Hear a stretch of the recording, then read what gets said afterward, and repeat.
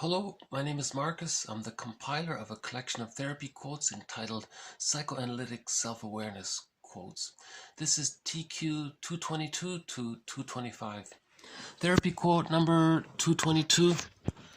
Complicated grief consists in part in intensifying normal grief reactions and in part in a persistence of normal grief reactions, as well as timing in cases of delayed onset, i.e. how delayed, sometimes called inhibited grief. A psychosomatic symptom suggests itself above all if a particular dependence had existed, which represented protection and help, and for which no substitute is available. So this quote builds and adds on to the previous quotes on grief, grief work, and complicated grief. Yesterday, I included a quote that offered the theory that in complicated grief, it may be where the person has identified much of himself in the other person, and it's hard to mourn the loss of that other person if you psychically think you're that other person. The theory there was that from birth to 6 months, during the stage of symbiosis, where the baby doesn't know where he ends and the mother begins, it's all blurred there. If the mother's been impinging upon the baby or engulfing the baby, because the baby doesn't recognize a differentiation between him and himself, it's even theorized that the mother is sort of an extension of him. So if these thoughts are very stressful when the mother's being impinging upon the baby, the theory is the baby adopts those thoughts. That's called identification with the aggressor. Now in future life, if there's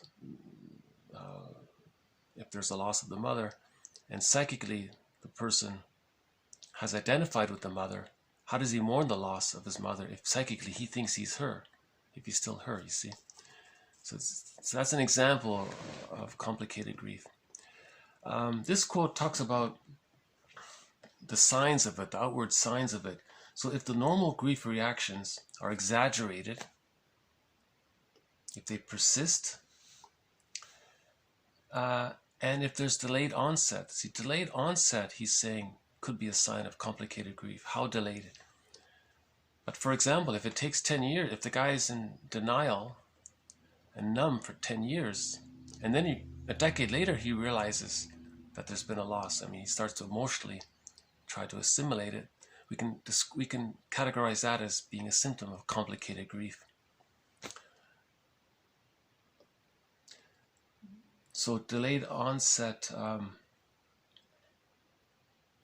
so the shock, he couldn't face the feelings. You know, it was maybe because much of himself was, maybe there was an over-attachment, or yeah, so why was it so delayed? Why did it take him so long to recognize the loss? Well, it's painful to recognize the loss, right? You know. This psychosomatic symptom, one theory says that a person may develop a symptom as a transitional object. If the person was very dependent on the other person's lost, they might develop a symptom, and that sort of symbolizes that person.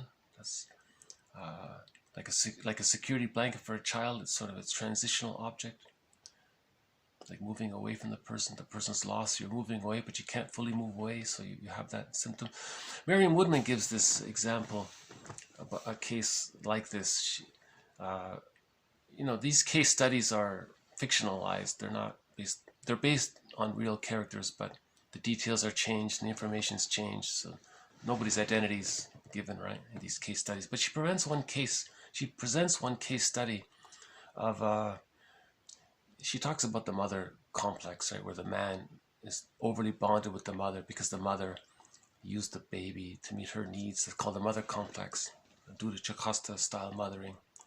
Remember the self-help quote, the mother is there to meet the needs of the baby, not the other way around. If it is the other way around, that's called Jocasta style mothering, and that can lead to the phenomena of the mama's boy, right? So she was in the case study of, it turned out that the fellow wasn't able to form close relationships with other women because she said, quote, he was still carrying his mother around with him in the form of his symptom. So he had a symptom, and she analyzed that symptom represented her, right? So he was still attached to her. So why is he still attached to her? You know, Fairbairn says the more difficult the mother is, or complicated, the more the baby needs the mother, the more the baby's going to cling to the mother, the greater the attachment. But that can lead to splitting. You see, there's unpleasant feelings related to all of this, which the child buries and denies. And that creates splitting. So the baby has images of the mother, of her being loving and caring, and images of the mother when she's been difficult, and they're kept apart. Normally by the age of 3 they come together, but if they don't come together they remain split. See, the splitting precludes mourning. See, splitting is complicated mourning. See, complicated grief is due to the splitting, right? So in grief work, you acknowledge both sides of the parent. You acknowledge that the parent had their existential dilemma. They were caught in their existential dilemma. Maybe they had prenatal trauma, birth trauma, intergenerational trauma, situational traumas, school shock, environmental shock, shocks with the siblings or other family members, shocks at the dentist's office, a shock while getting the tonsils out. So maybe the parent had their existential dilemma. Maybe the parent didn't get a secure attachment style from their parent because their parent didn't have it. That's the intergenerational trauma. See, intergenerational trauma is expressed through this attachment style. This insecure attachment style passes down to the next generation, to the sibling, to the children. They never got a secure attachment style, so they don't know how to offer this secure attachment style to their kids. That's considered one aspect of the intergenerational trauma. So they're caught in their existential net, and moral agency is to look at some of this, right? And to see, by doing that, you see your parents as normal people, and that helps to create understanding. And that can create safety in yourself to access the feelings and be honest and realistic. So it leads to whole object relations. So regarding this delayed onset, so why does it take so? Why is it sometimes so delayed? Why does it take a decade to begin the grief work? 223 answers this question. One of the best analyzed motives for inhibition of grief is a very strong ambivalence toward the person. See, that strong ambivalence, that's what we're talking about. Splitting precludes mourning. If there's a lot of buried angry feelings towards the mother that the person doesn't know about, you see, when you put someone on a pedestal, you idealize them. That's a sign of the splitting, right? That's a see, the baby, the splitting mechanism shows itself in these strong opinions like that, right?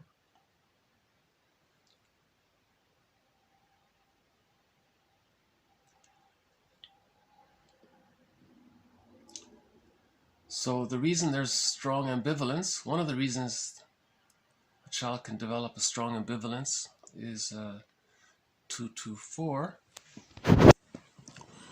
Double bind, a communication pattern that traps the child between two negative and inescapable injunctions.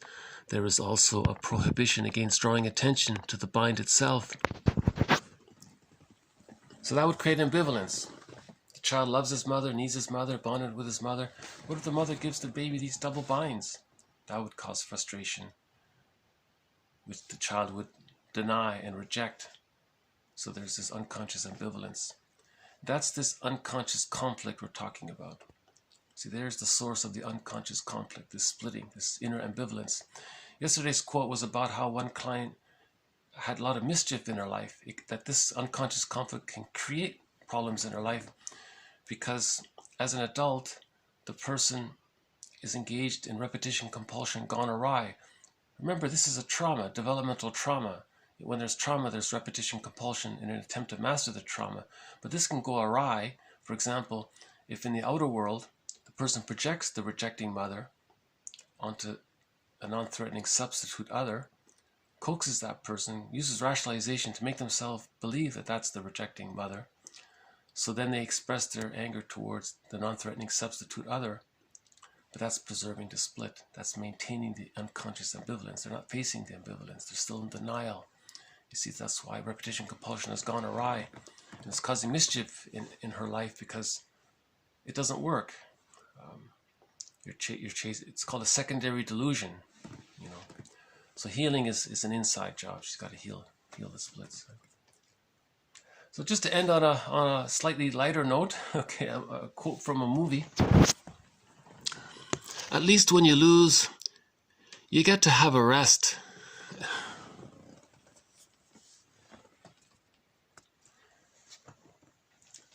So there's so maybe at midlife you get to have a rest a little bit. You realize something's off. There's been insecure attachment style. Maybe the delayed onset of grief has come in. You feel like you lost. Well, what happened here? Okay, well, okay, you're gonna have a rest now. You're gonna take a rest. Yeah. Okay, so I'll just zip through them once more. Complicated grief consists in part in intensifying normal grief reactions and in part in a persistence of normal grief reactions, as well as timing in cases of delayed onset, i.e. how delayed, for example, sometimes called inhibited grief, a psychosomatic symptom, suggests itself above all if a particular dependence had existed, which represented protection and help, and for which no substitute is available. One of the best analyzed motives for inhibition of grief, or delayed onset of grief, is a very strong ambivalence towards the person. Double bind, a communication pattern that traps the child between two negative and inescapable injunctions. There is also a prohibition against drawing attention to the bind itself. At least when you lose, you get to have a rest.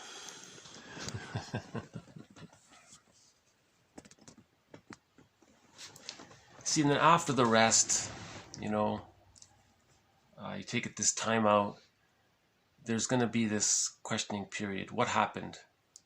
And that's the moral agency, looking at what happened.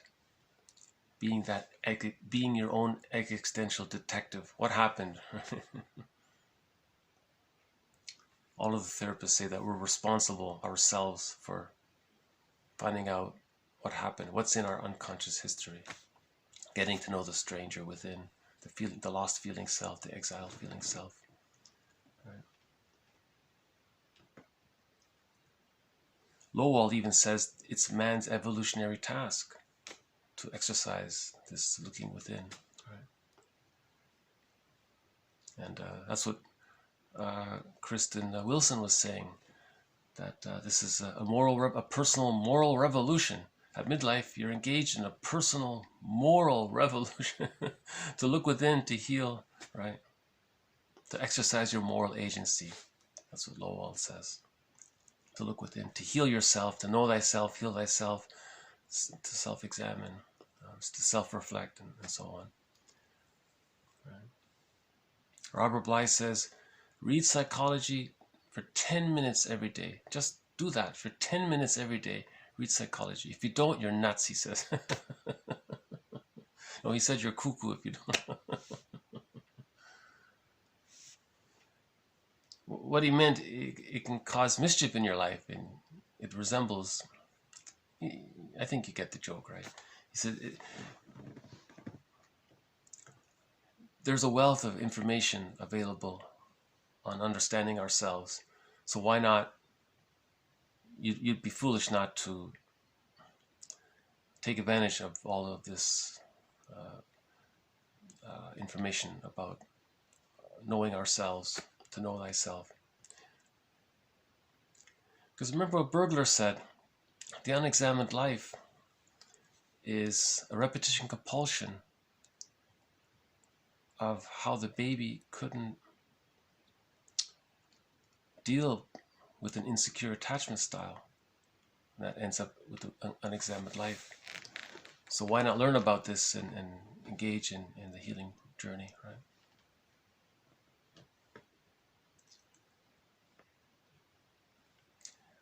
So there were previous videos on Edmund Burglar's theory. Yesterday included one, I think, as well. So we'll pause it here for now. So again, these add to our quotes already on the topic of grief work. This has been TQ 222 to 225. Thank you very much. More to follow. See you next time.